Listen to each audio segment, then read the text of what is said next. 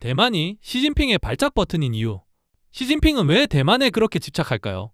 중국군의 공식 명칭은 지금도 인민해방군입니다.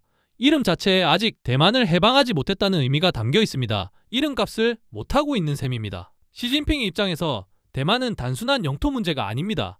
마오쩌둥은 건국으로, 덩샤오핑은 개혁개방으로 역사에 이름을 남겼습니다. 그렇다면 시진핑은 바로 대만을 흡수한 통일주석으로 역사에 남고 싶은 겁니다. 일종의 역사적 업적 욕심이라고 할 수 있습니다. 전문가들 사이에서 2027년대만 침공설이 나오는 이유도 여기 있습니다.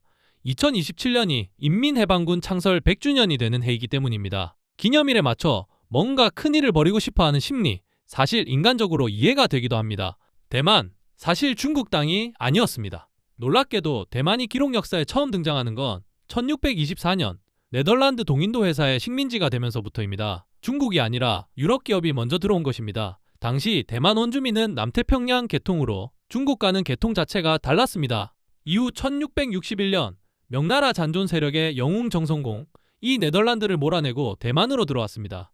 그리고 1683년에는 청나라 강희제가 대만을 청나라 영토로 편입했는데 그러고는 약 200년간 거의 방치해버립니다. 관심을 가졌으면 좀 좋게 써먹지 아쉬운 대목입니다. 50년간의 일본 지배, 그런데 사이가 나쁘지 않다고요? 1894년 청일전쟁에서 승리한 일본이 대만을 넘겨받아 무려 50년간 지배했습니다. 그런데 흥미로운 점은 대만인들이 지금도 일본에 대한 거부감이 한국에 비해 훨씬 적다는 것입니다. 이유가 있습니다. 일본이 대만을 첫 번째 식민지 쇼윈도로 삼았기 때문입니다. 제대로 된 첫 식민지를 모범 사례로 만들어 국제사회에 보여주고 싶었던 일본은 대만에 인프라를 깔아주고 차별을 상대적으로 줄이는 방향으로 통치했습니다. 덕분에 오늘날 대만에는 일본의 우호적인 감정이 상당히 남아있습니다. 해방 이후 진짜 비극이 시작되었습니다. 1945년 해방 이후 중국 본토에서 장제스의 국민당 세력이 대만으로 들어왔습니다. 여기서 대만의 비극이 시작됩니다. 원래부터 대만에 살던 한족을 본성인 본토에서 건너온 국민당 세력을 외성인이라고 부릅니다. 숫자는 압도적으로 본성인이 많았지만 권력은 외성인이 쥐고 있었습니다.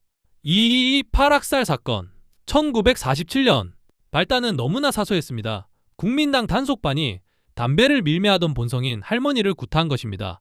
이 사건을 계기로 대만 전역에서 시위가 불타올랐고 국민당은 기관총까지 동원해 약 28,000명의 본성인을 학살했습니다.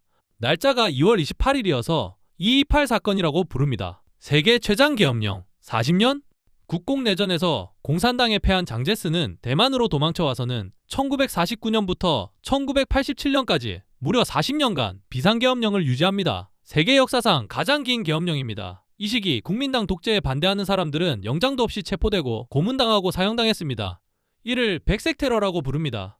공식 기록만으로도 20만 명이 구금되고 3,000명 이상이 사형되었으며 정치범들은 녹도라는 외딴 섬의 비밀 수용소로 끌려갔습니다. 수도에 지하철이 없었던 이유.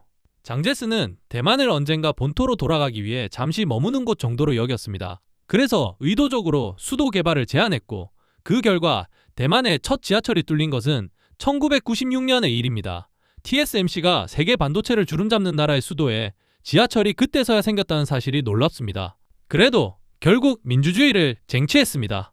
1979년 메이리따오 사건의 공개재판이 오히려 국민들의 민주주의 의식에 불을 질렀습니다. 정부가 민주화 운동가들을 공개재판에 세웠는데 오히려 그 재판이 전국에 알려지면서 역효과가 난 것입니다. 결국 장제스의 아들 장진거가 1987년 계엄령을 해제하며 대만의 민주화가 시작되었습니다. 지금도 끝나지 않은 논쟁. 이 28 사건을 바라보는 시각은 지금도 첨예하게 갈립니다. 본성인 위주에서는 민주화 요구에 대한 학살로, 외성인 보수층은 공산배후 세력의 폭동 진압으로 봅니다. 한국의 제주 4.3 사건과 놀라울 정도로 닮아 있습니다. 이 복잡한 역사적 상처와 정체성이 뒤엉킨 섬, 대만.